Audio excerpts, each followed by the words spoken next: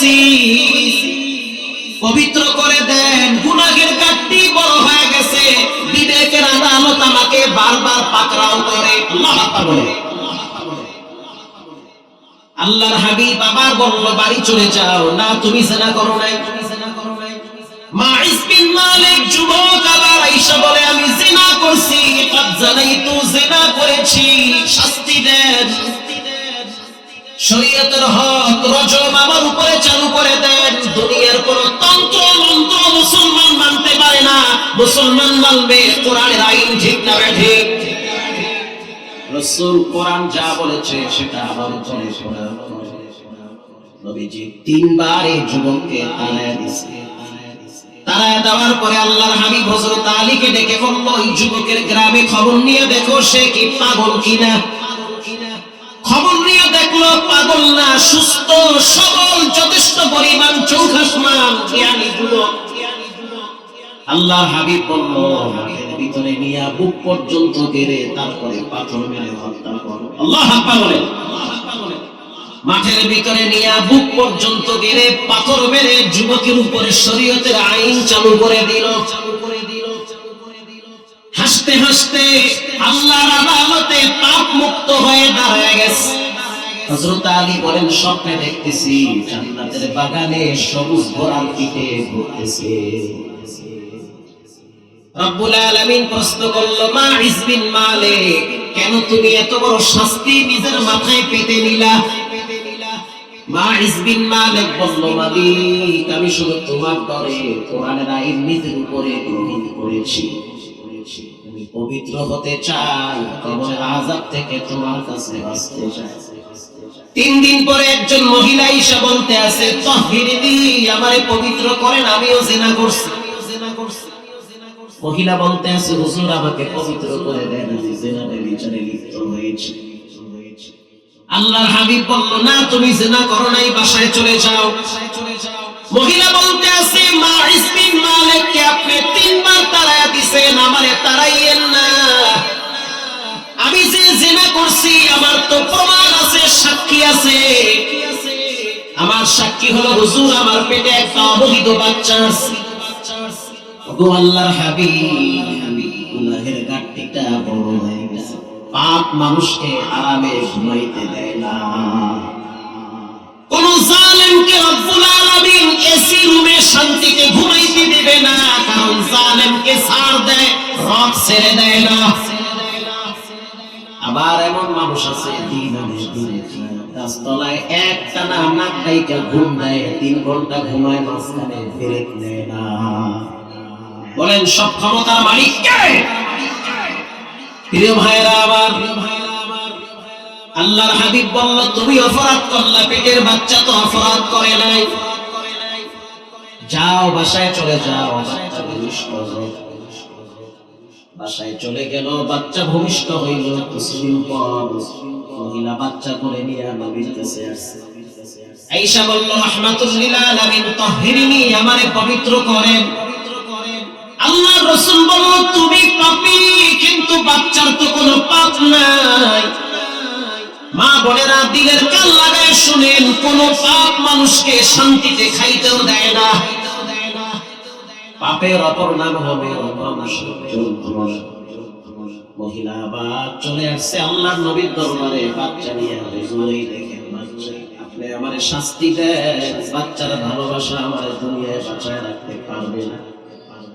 আল্লাহ রাসূল বলল, এতটুকু দুধের বাচ্চা কে লালন পালন করবে, কে দুধ পান করাবে? যখন নিজের খাবার নিজে খাইতে পারবে তখন দেখা যাবে। যুবক এবার এই মহিলাটা বাচ্চা নিয়ে বাড়িতে চলে গেল। 2 বছর নিজের স্তন থেকে দুধ পান করাইলো। দুধ পান করানোর পর একদিন হাতে রুটি দিয়ে দেখলো বাচ্চা নিজে ছিঁড়ে ছিঁড়ে খেতে পারে। দুধের বাচ্চা নিয়ে নবীর সামনে দাঁড়ায় বলতেছে, শাস্তি দেন। এই 2টা বছর তার এক একটা রাত, এক একটা দিন, এক এক বছরের মতো অতিবাহিত হয়েছে। পুলিশ লাগে নাই, র্যাব লাগে নাই, থানা লাগে নাই, জেলখানা লাগে নাই, কোরআনের আইনই তার জন্য যথেষ্ট হয়ে গেছে, যথেষ্ট হয়ে গেছে। কোন বিবেকের তাড়নায় তাকে এত বড় বিশাল এক আল্লাহর বিধানকে মাথা পেতে মানার জন্য প্রস্তুতি গ্রহণ করিয়েছে? নিঃসন্দেহে মুমিনরা কখনোই গুনাহ নিয়ে কবরে যেতে পারে না। মুমিনদের গুনাহ হতে পারে, কিন্তু পাপ নিয়ে কবরে যায়, তওবা করে কবরে যায়। প্রিয় ভাইরা আমার, 2 বছর পর বাচ্চা নিয়ে নবীর সামনে দাঁড়ায় বলল, দেখেন হুজুর, বাচ্চা নিজের খাবার নিজে খাইতে পারে, আমারে কবরের আযাব থেকে বাঁচান, শরীয়তের আইন আমার উপরে প্রয়োগ করেন। আল্লাহর হাবিব বলল, সাহাবায়ে কেরাম কে পারবে দুধের বাচ্চাটার দায়িত্ব নিতে? এই বাচ্চা তো এতিম হয়ে যাবে। আল্লাহর নবীর একজন সাহাবীর নাম হলো হযরত খালিদ বিন ওয়ালিদ রাদিয়াল্লাহু তাআলা আনহু। দাঁড়ায় বলল, ইয়া নবী আল্লাহ, আমার ঘরে আমার সন্তান আছে, আমার সন্তানের সাথে এই বাচ্চাটাকেও আমি লালন পালন করতে চাই। নবীজি বলল, আনা ওয়া কাফিরুল ইয়াতীম কাহাতাইনি ফিল জান্নাহ। কেউ যদি এতিমের লালন পালনকারী হয়, কেউ যদি এতিমের মাথায় হাত বুলায়া দেয়, কেউ যদি এতিমের প্রতি সহনশীল হয়, সহানুভূতি দেখায়, বিশেষ করে কেউ যদি এতিমকে লালন পালন করে, নবীজি বলেন, আনা ওয়া কাফিরুল ইয়াতীম কাহাতাইনি ফিল জান্নাহ। জান্নাতে এতিমের লালন পালনকারী আর আমি পাশাপাশি থাকবো, মাঝখানে পারিশোধ থাকবে না। এতিমের গার্জিয়ান হয়ে যায়, এতিমের দায়িত্বশীল। প্রিয় ভাইরা আমার, এবার আল্লাহর হাবিব বলল, খালিদ বিন ওয়ালিদ, তুমি এই মহিলাটারে গর্তের ভিতরে রাইখা পাথর মেরে সবাই হত্যা করো। আল্লাহু আকবার বলেন। এটা কি নবীর আইন না আল্লাহর আইন? আল্লাহর আইন, কিচ্ছু করার নাই। আওয়াজ করবেন, ঈমান থাকবে না, বিনা দলিলে বেঈমান হয়ে যাবে। ঠিক না ব্যাঠিক? কোরআনের বিরুদ্ধে, ইসলামের বিরুদ্ধে, শরীয়তের বিরুদ্ধে যেই কথা বলুক, তখন কে নেতা, কে নেত্রী, কে ছোট, কে বড়, কিচ্ছু চিনব না, প্রকাশ্যে জিহ্বা টেনে ছেড়ে দিতে হবে। এটা আল্লাহর আইন, শরীয়তের আইন। প্রিয় ভাইরা আমার, বুক পর্যন্ত মহিলাকে ঘিরে চতুর্দিক থেকে পাথর নিক্ষেপ করা হয়। রক্ত ছিটকে গিয়ে খালিদ বিন ওয়ালিদের কপালে লাগছে। রক্ত যখন কপালে লাগলো, যুবক সাহাবী বলল, সি সি, নাপাক রক্ত আমার কপালে লাগছে। আল্লাহর হাবিব বলল, খালিদ, গালি দিও না, মহিলাটা আল্লাহর কাছে এত প্রিয় হয়ে গেছে, তার তওবা যদি মদিনায় ভাগ করে দেওয়া হয়, সব মানুষকে আল্লাহ মাফ করে দিবেন। हर गोरी दे देने तू तैयार है, जो न मांगे उससे तू बेजार है। अतीना फी दारे दुनिया ना हसन, अतीना फी दारे उक़बार ना हसन। কার জন্য বাসায় যাবেন? ছেলেমেয়ের জন্য? 2 দিন পর তো এরাই আপনার জীবনের দুশমন হবে। কার জন্য দোকান খুলে নামাজের টাইমে বেচা বিক্রি করেন? স্ত্রীর জন্য। দেখেন না 30 বছরের সংসার ভেঙে যায়। ঠিক না বেঠি? কাকে আপন মনে করেন? যাদেরকে আপন ভাবেন, রব সিস্টেম ঘুরায় দিছে, চোখের সামনে দেখায়, এক সময় জীবনের সবচেয়ে বড় দুশমন হয়। যত দিন যাচ্ছে বৃদ্ধাশ্রমে মা বাবা বাড়তেছে। 17ই ডিসেম্বরে বয়ান করলাম চট্টগ্রাম রাঙ্গুনিয়ায়। মিথ্যা বললে আমার জিহ্বা আগুনের কেচি দিয়া কাটা হবে। অনলাইনের যুগ, মিথ্যা বললে পাবলিকের জুতা খাওয়ার জন্য রেডি হয়ে থাকা লাগে। রাঙ্গুনিয়ায় ঢোকার আগে একটা এলাকার নাম নওয়াপাড়া। তো সালাতুল জোহর আদায় করার জন্য একটা মসজিদে ঢুকলাম। তাকায় দেখলাম মসজিদের পাশে কয়েকটা বড় বড় বিল্ডিং। নামাজ শেষ হওয়ার পরে বের হইলাম, তাকায় দেখলাম এক মুরব্বি তাসবিহ দেখতেছে। চোখের ভুরুগুলা সাদা হয়ে গেছে, চুল সাদা, দাড়িও সাদা। আমি তার সাথে সালাম দিয়া মুসাফা করলাম, প্রশ্ন করলাম, চাচা আপনি কি এই বিল্ডিং এ থাকেন নাকি? বলে হ্যাঁ। মাশাআল্লাহ, সুন্দর বিল্ডিং, আপনি একাই থাকেন? এত বড় বাড়ি? সে বলল, বাবাজি এটা বাড়ি না, এটা হলো বৃদ্ধাশ্রম। মানুষের জীবনের বিশেষ করে অসহায়দের শেষ ঠিকানা। আমি বললাম আপনি কি চাঁদগামী না ঢাকা? সে বলল আমার বাড়ি ঢাকায়। আরে ঢাকার মানুষ চট্টগ্রাম থাকে, আমার বাড়ি ঢাকার গুলশান একে। গুলশান এক তো আমি চিনি, জুমা পড়াই। কোথায় আপনার বাড়ি? গুলশান এক। আমার বাড়ি লেকের পাড়ে। কয়তলা বাড়ি? বলে আমার 7 তলা বাড়ি। আমি অবাক হয়ে তাকায় আছি, 7 তলা বাড়ির মালিক শেষ বয়সে বৃদ্ধাশ্রমে থাকে। হে যুবক, তরুণ তরুণ কইও না, রক্ত গরম দেখাইও না। জীবনের মোড় কোথায় গিয়া থামবে, কোন খালের পানি কই যায় তুমি কিন্তু জানো না। বান্দা ভাবে একটা হয় আর একটা, ঠিক না বেঠি? ভাবে একটা, সিচুয়েশন অন্য কিছু হয়ে যায়। আমি অবাক হয়ে গেলাম। চাচা আপনার কি বাপ মা ভাই বেরাদার আপনজন কেউ নাই? বন্ধু হুজুর আমার কেউ নাই, শুধু একটা ছেলে আছে। আমি বললাম ছেলের নাম কি রাখছেন? নাম রাখছে জুয়েল। নামটাও তো ভেজাল। তো নিজের ঘরে কেন থাকেন না? বলে মাঝে মাঝে আমার সন্তান আমার উপরে খেপে। শুধু তাই না, ঘরে আইসা মাঝে মাঝে ফ্রিজ ধরে ঠেলে আর কয় রাস্তার মাঝখানে কাজ। তার মানে বোঝা গেল মস্তিষ্ক ঠিক নাই, বাবা খায়া মেন্টাল হয়ে গেছে। আমি আবার প্রশ্ন করলাম সন্তান কি লেখাপড়া করে নাই? বলে ইংলিশ মিডিয়ামে পড়ছে, উচ্চ শিক্ষিত। জানতে জানতে জানতে জানতে জানোয়ার হয়ে গেছে। আমি অবাক হয়ে তাকায় রইছি। আমার মন চাইতেছিল তার সাক্ষাৎকারটা আমি ভিডিও করলাম, কিন্তু লজ্জার বিষয়, শিক্ষার জন্য আমি আপনাদেরকে শুনাইতেছি। আমি তারপরে আমি তাকে বললাম যে চাচা মনে কিছু নিয়েন না, নিজের ঘরে থাকতে পারেন না, খুবই কষ্টের বিষয়। থানায় মামলা করেন। কয় বাপ হইয়া ছেলের নামে মামলা করবো, এটা তো আরো লজ্জা। রাত্রিবেলা আমার ছেলে বলে ছেলে বাড়িটা আমার নামে লেখা। এরকম একটা আর দুইটা না, হাজার হাজার ঘটনা বাংলাদেশে ঘটতেছে। বাপ ব্যাংকার, কয়েক লক্ষ টাকা ব্যাংকে জমা ছিল। ছেলে মেয়েরা সকালেও পাও টিপে, রাইতেও পাও টিপে। বাপের পাও টিপে না, টাকার পাও টিপে। যেই দিন পাম্পটি মাইরা টাকা নিয়ে গেছে, এরপর থেকে পাও তো দূরের কথা, গেলাসে পানিও দেয় না। লইয়া খাও, তুমি কি মরছো? যতদিন বাবার অ্যাকাউন্টে টাকা ছিল ততদিন ছেলে মেয়েরা খেদমত হয়েছে। যখন বাবার টাকা নাই তখন ছেলে মেয়েদের কাছে মা বাবা বোঝা হয়ে গেছে। এজন্য আমি জুমায়ও বলি, যাদের টাকা পয়সা আছে ছাড়বেন না, মরলে তো এমনি ভাগ পাইবে। মরা পর্যন্ত হাতে রাখবেন, অন্তত পক্ষে ছেলে মেয়েরা টাকার লোভে হলেও আপনার খেদমত করবে, কারণ যুগের বাতাস পাল্টে গিয়েছে। আসতে বলবেন না, জোরে বলেন ঠিক না ঠিক? এই পোলার দরদে লেহেন 3 করা, আর এক মাইয়ার প্রেমে পাগল হইয়া হেরে দেন 6 করা, আর এক পোলা পাম মারে হেরে দেন 10 লাখ। এই সমস্ত ফাইজলামি করবেন না। টাকা যা আছে সব থাকবে, কামাই কইরা খাও। টাকা থাকা মানে শরীরের শক্তি। যতদূর অসুস্থ আছেন, টাকার গরমে এর চেয়ে বেশি সুস্থ থাকবে। টাকা পয়সা সব দিয়ে লেটায়া পড়ছে, হুজুর পোলায় কথা বলেন কেন? বলেন আপনি কি লিখে আল্লাহর কথা বলেন না?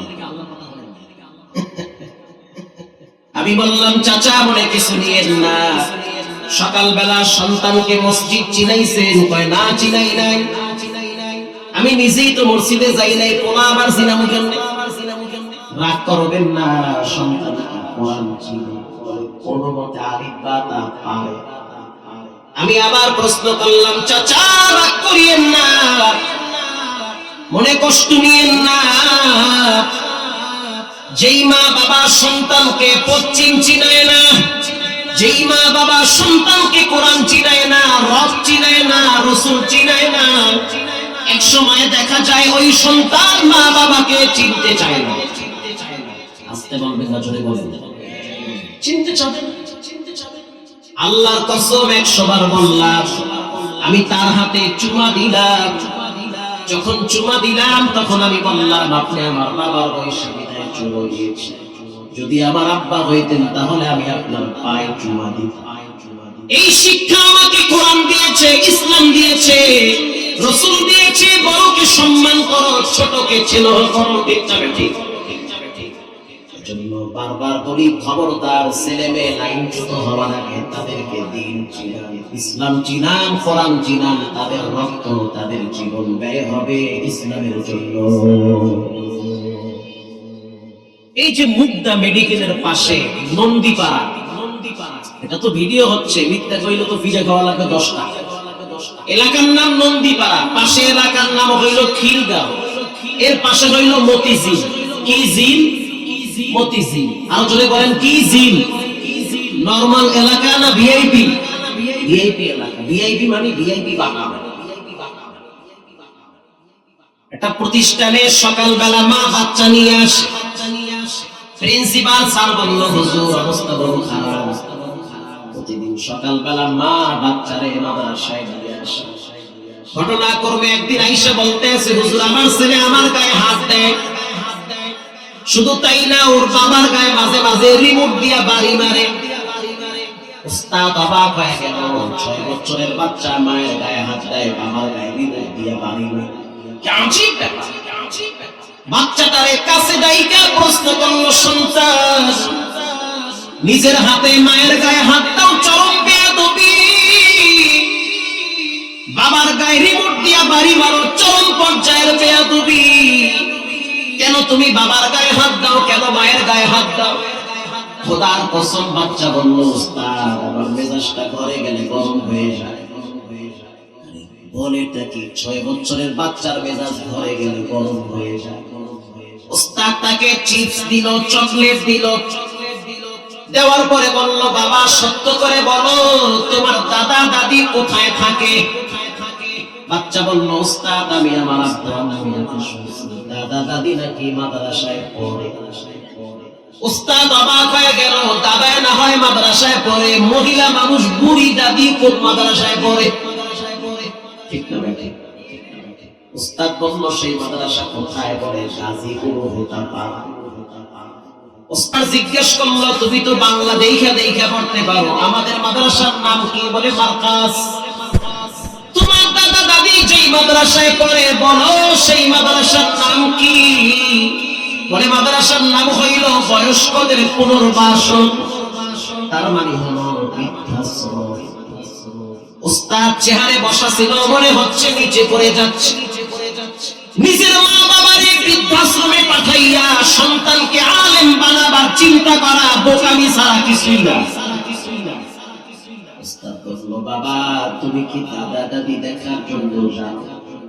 বাচ্চা বলল, উস্তাদ দেখার জন্য যাই, কিন্তু আমার দাদি শুধু কাঁদে। দাদির কাছে বসলে দাদি আমার এখানে জিজ্ঞেস করে, তোমার মাথায় তেল কে লাগায় দিয়েছে? তখন আমি দাদিরে বলি, না দাদি আমার মাথায় তেল লাগায় দিছে আমার আম্মু। আমার দাদি আবার জিজ্ঞেস করে, নাতি এত সুন্দর জামাটাকে পরিষ্কার করে দিয়েছে? বলে আমার মা। আমার দাদি আবার প্রশ্ন করে, নাতি সকালবেলা নাস্তা খাইছো? খাইছি। কে বানাইছে? আমার মা বানাইছে। উস্তাদ আমার দাদি শুধু কাঁদে, আবার জিজ্ঞেস করে, তোমার পায়ের জুতাগুলো অনেক সুন্দর, পরিষ্কার কে করছে? আমার আম্মু। তোমাদের ঘরে তো এসি আছে দাদু? বলে আমাদের ঘরে এসি আছে, সুন্দর রুমে সুন্দর এসি, কারেন্ট না থাকলে গরম লাগে না। তখন উস্তাদ আমি আমার দাদিরে বলি, কারেন্ট না থাকলে গরম লাগলে আমার বাতাস করে।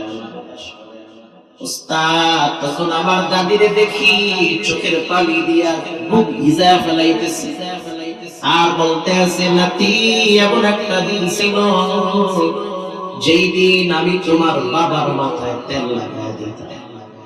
তোমার আব্বা তোমার মতো ছোট ছিল, তোমার বাবার মাথায় চিরুনি দিয়ে আশ্রাইতাম। তোমার আব্বার দামি জুতাগুলো আমি আমার আঁচল দিয়ে পরিষ্কার করতাম। এখন যেমন তোমার মায়ের কাছে তুমি ছোট, এক সময় তোমার আব্বা আমার কাছে ছোট ছিল।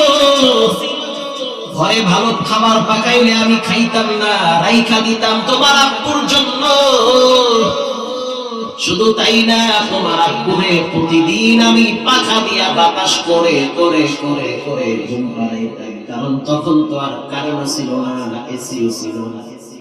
উস্তাদ আমি আমার দাদুর কাছে যাইতাম, বৃদ্ধাশ্রমের ভিতরে অনেক বড় এরিয়া, পুকুর আছে, মাছ চাষ হয়। বয়স্ক মানুষগুলা বিকাল বেলা সেখানে ছিপ দিয়ে মাছ ধরে, একটা কাজের ভিতরে থাকে। আমি আমার দাদুর কাছে যখন যাই, আমার দাদু সব সময় চেহারা অন্ধকার করে রাখে।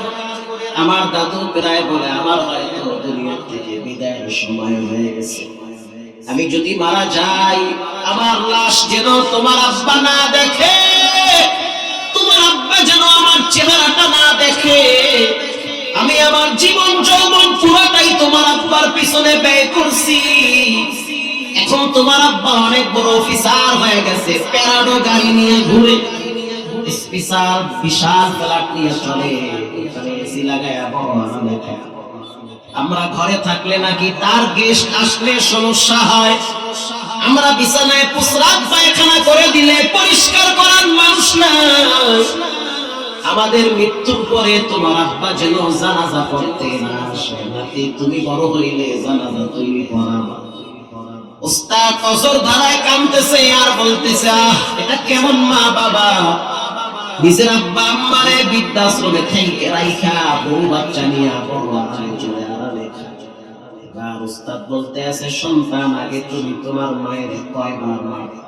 একবার মারবে, এখন থেকে 3 বার মারবে। আস্তে বলবেন না, জোরে বলেন। সকালে একবার বাটাম দিবা, দুপুরে আর একবার দিবা, সন্ধ্যায় আর একবার মারবা। তোমার আব্বারে টিভির রিমোট দিয়ে মারতা, বলে মাঝে মাঝে বাড়ি মারতাম, এখন পুরো টিভিটা উঠাইয়া মাথায় মারবা। যেই ঘরে মা বাবার থাকার জায়গা হয় না, ওই ঘরটা তো মাটির সাথে ঘুরায় দেওয়া দরকার, ঠিক না ঠিক? কামা তাদিনু তুদানু, যেমন কর্ম তেমন ফল। বাচ্চার মাকে ডেকে বলল, ম্যাডাম রাগ কইরেন না, এখন তো পাখা দিয়া বাড়ি মারে, 2 দিন পরে রড দিয়া পোলায় কিন্তু মাথায় বাড়ি দিবে। মান্দার গাছ লাগায়া আম ফলের আশা করা বোকামি ছাড়া কিছুই না।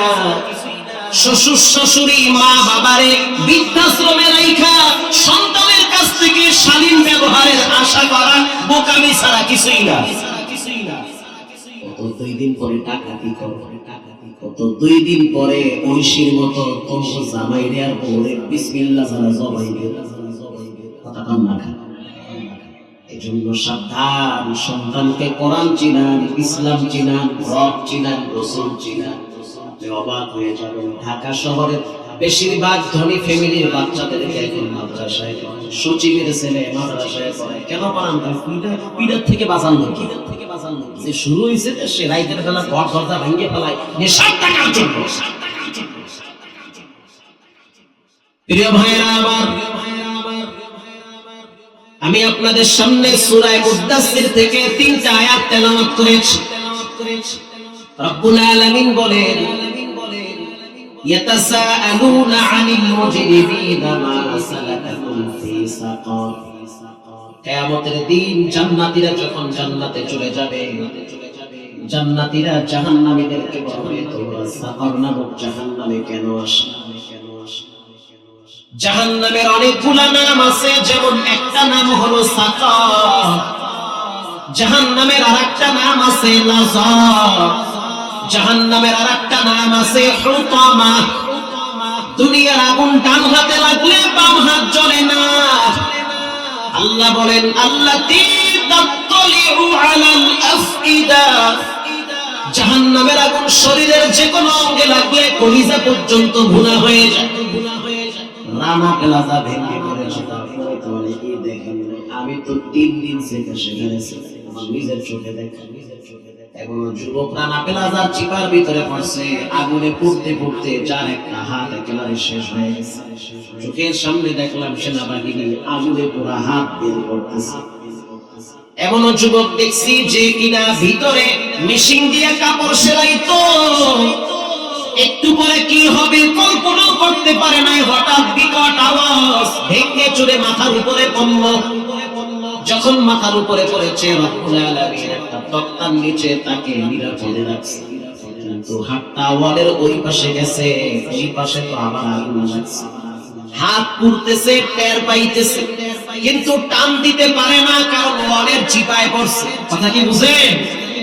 কলের চিপায় পড়ছে, টানতে পারে না, কিন্তু আগুনে পুড়ে।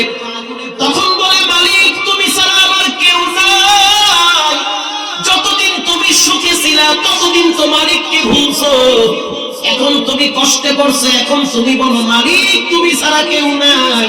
এজন্য যুবকদেরকে বলবো, সুস্থ থাকা অবস্থায় তোমার কদম যেন মসজিদে যায়। আসতে বলবেন না, জোরে বলেন। হঠাৎ তখন কি হয়ে যাবে কারো জানা আছে? কারোই জানা নেই। সিরাজগঞ্জ একটা এলাকার নাম হলো বেলকুচি, নাম শুনছেন না? বেলকুচি রাজাপুর প্রায় বয়ানে যায়। মুরব্বীরে দেখি ছেলের ছবি নিয়ে দাঁড়ায় রয়েছে, প্রায় দাঁড়ায় থাকে, নামাজি কাটছি বলে আমার ছেলের ছবি। চট্টগ্রামে সীতাকুণ্ডে কন্টিনিউয়ার বাস্ট হয়ে ফায়ার সার্ভিস 17 জন মারা গেছিল।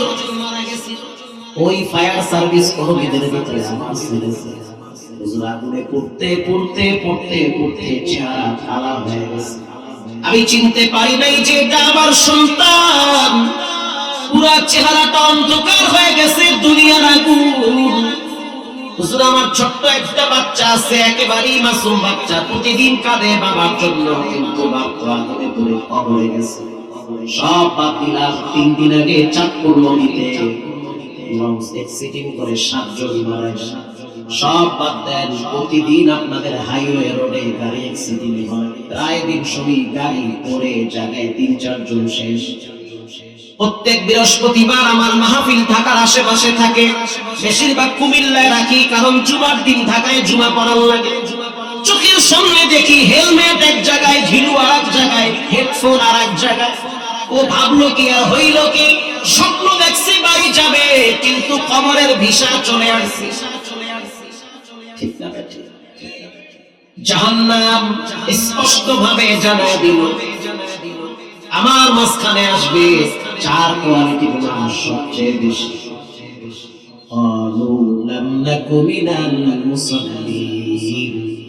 জান্নাতীরা জাহান্নামীদেরকে প্রশ্ন করবে, তোমরা সাফার নামক জাহান্নামে কেন আসলে?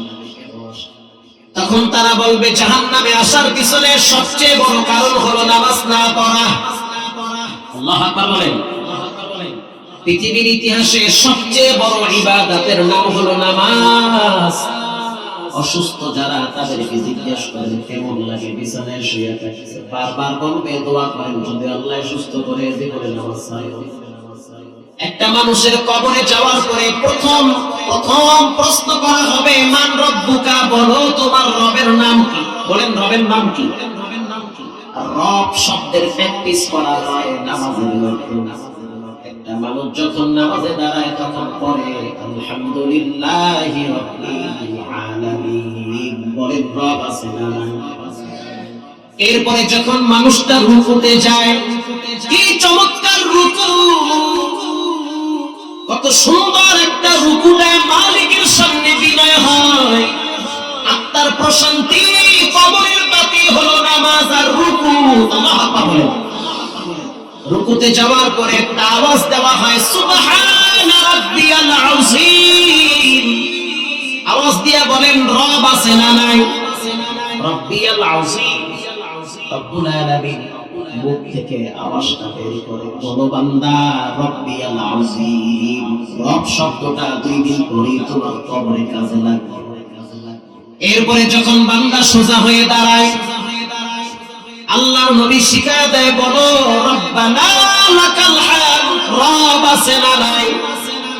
রব্বুল আলামিন বুঝাইতে চায় বান্দা 2 দিন পরে তো রব তোমার কাছে আসবে। এরপরে যখন বান্দার অস্তিত্ব, আমিত্ব, অহংকার বিদায় করে রব্বুল আলামিনের কুদরতি পায়ে সিজদায় লুটিয়ে পড়ে, তখন আওয়াজ দিয়া বলে সুবহানা রাব্বিয়াল আ'লা, বলেন রব আছে না নাই? তাহলে প্রতিদিন কতবার রব সব শব্দ মুখ থেকে বের হয়? এরপরে নামাজ শেষ হওয়ার পর আপনার মনে চায় আমি একটু আল্লাহর কাছে দোয়া করি। আল্লাহ শিখায় দেয়, বান্দা 2 দিন পর তো মরেই যাবা, তোমার তো খবর নাই, তুমি বলো রব্বানা যালামনা আনফুসানা ওয়া ইল্লাম তাগফির লানা ওয়া তারহামনা, বলেন রব্বানা যালামনা, রব আছে না? আপনি সন্তানের আশা করেন, আপনি আল্লাহর কাছে দোয়া করতেছেন, রব্বানা হাব লানা মিন আজওয়াজিনা, বলেন রব আছে না নাই? আপনি আপনার আব্বা আম্মার জন্য দোয়া করতেছেন, আল্লাহ শিখিয়ে দেয় বান্দা দোয়া করো রব্বিরহামহুমা কামা রব্বায়ানি সগীরা, বলেন রব আছে না নাই? হাদিসের কিতাবে চমৎকার একটা ঘটনা আছে, কষ্ট হয় আপনাদের? মুসলিম শরীফের হাদিস, স্পষ্ট ঘটনা। হযরত ওমর রাদিয়াল্লাহু তাআলা আনহু বসে বসে হাঁটুর উপরে লেখতেছে, পিছনে আওয়াজ হইতেছে, হযরত ওমর লেখা বন্ধ করে দিয়ে পিছনের দিকে তাকাইছে।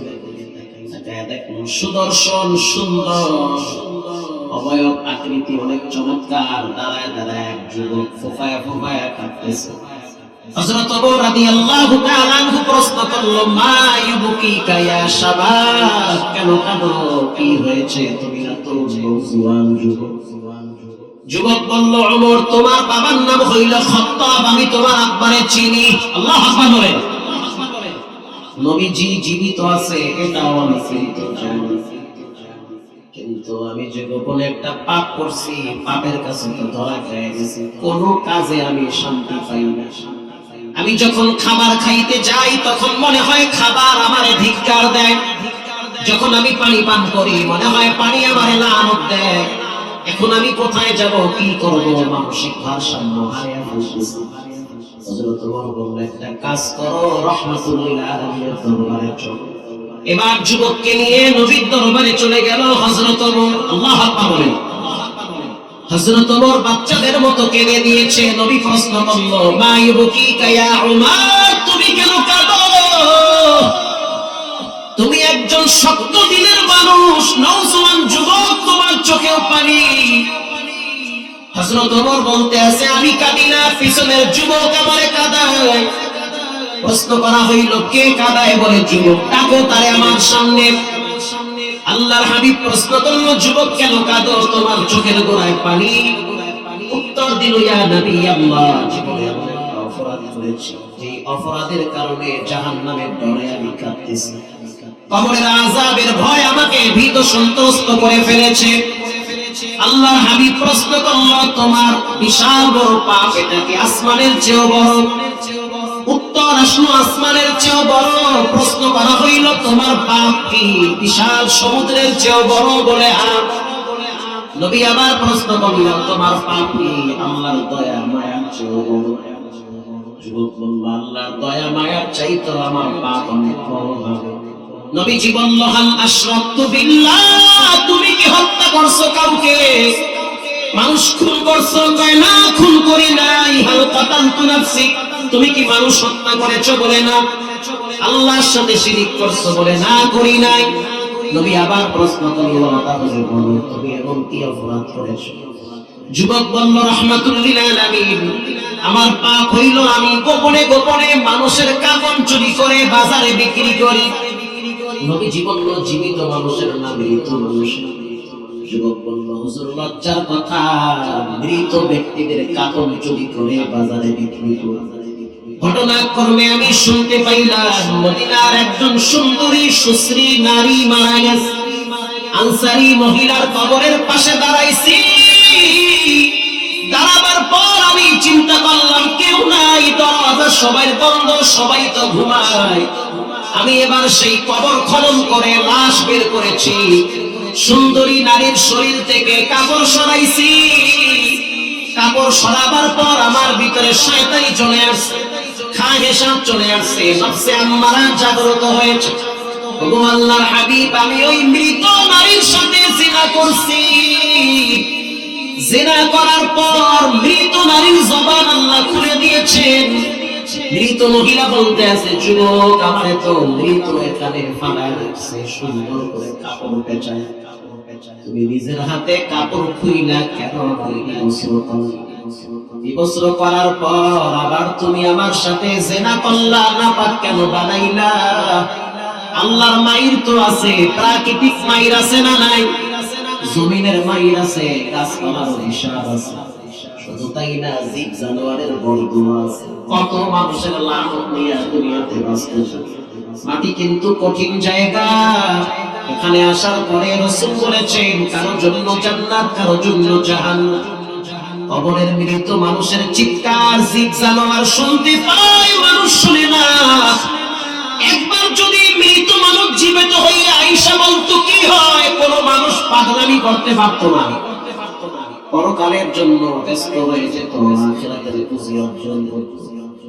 ও আল্লাহর হাবিব, আমি ওই নারীর সাথে জিনা করে যখন চলে গেলাম, নারী বলতেছে কেন পবিত্র বানাই না, এরপরেই তো তোমার সিরিয়াল খবরে আসতেছে। হুজুর আমি ঘুমাইতেও পারি না, খাইতেও পারি না, লজ্জার কথা কাকে বলবো?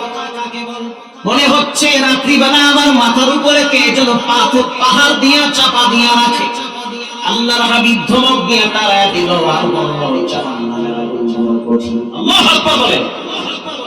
যুবক এবার পাহাড়ের চূড়ায় দাঁড়ায় চোখের পানি ছেড়ে বলে আল্লাহু হাজিরিন, আল্লাহু নাসিরিন। ও মালিক, আমার জন্য মদিনার দরওয়াজা বন্ধ হয়ে গেছে, কবরের দরওয়াজা বন্ধ হয়ে গেছে। নবী আমারে ধমক দিয়া তাড়ায় দিছে, আমি একজন জিনাকার, জাহান্নামের আসামি, তুমি ছাড়া ক্ষমার দরওয়াজা আমার খোলা নাই, মাফ করে দাও। আল্লাহ রাব্বুল আলামিনের কুদরতি অন্তরে বড় মায়া লাগছে, কারণ সাফার নামক জাহান্নাম থেকে বাঁচতে চায়। আল্লাহু আকবার বলেন। যুবক চোখের পানি ছেড়ে আল্লাহর দরবারে দোয়া কান্নায় ভেঙে পড়ল, রব্বানা যালামনা আনফুসানা ওয়া ইল্লাম তাগফির লানা ওয়া তারহামনা লানাকুনান্না মিনাল খাসিরিন। এই দোয়া বাবা আদম শিখিয়ে দিয়েছে। দুনিয়ার মানুষ বড় স্বার্থপর, উল্টা পাল্টা করবে না, আপন মানুষগুলো চেহারা কালা করবে, স্বার্থপর হয়ে যাবে।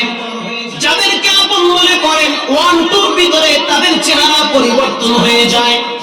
একমাত্র নিঃস্বার্থভাবে আপনার জন্য দরওয়াজা খোলা আছে। আল্লাহ বলে বান্দা আলাম ইয়ানি লিল্লাযিনা আমানু আন তাখশা কুলুবুহুম লিযিকরিল্লাহ। এখনো কি সময় হয় নাই তুমি মসজিদে যাবা? এখনো কি সময় হয় নাই তোমার কপালে সিজদার চিহ্ন থাকবে? এখনো কি সময় হয় নাই তোমার কলিজার ভিতরে মৃত্যুর ভয় ছটফট করবে? এখনো কি সময় হয় নাই তোমার কদমগুলো তাহাজ্জুদের টাইমে দাঁড়াবে? এখনো কি সময় হয় নাই গুনাহ ছেড়ে দিবে? যদি না ছাড়ো তাহলে পরিণাম কিন্তু ভয়াবহ হবে। ফাআম্মা মান তাগা, তোমরা কিন্তু সীমা লঙ্ঘনকারী হয়ে যাবে। যুবক যখন আল্লাহর দরবারে রব্বানা বলে চোখের পানি ছেড়ে কাঁদা শুরু করছে, রবের কুদরতি অন্তরে এতটাই মায়া লাগছে, আল্লাহ রাব্বুল আলামিন হযরত জিবরাইলের মাধ্যমে সংবাদ পাঠিয়ে দিল, নবীকে গিয়া বলো সব মানুষের স্রষ্টা একজন, তিনি হলেন কে? যদি আল্লাহই স্রষ্টা হয় তাহলে আপনার যুবককে কেন তাড়ায় দিলেন? তার চোখের পানি আর কান্নার আওয়াজে আমার দিল নরম হয়ে গেছে। ওরে জ্বালায় দেন والذين إذا فعلوا فاحشة أو ظلموا أنفسهم ذكروا الله।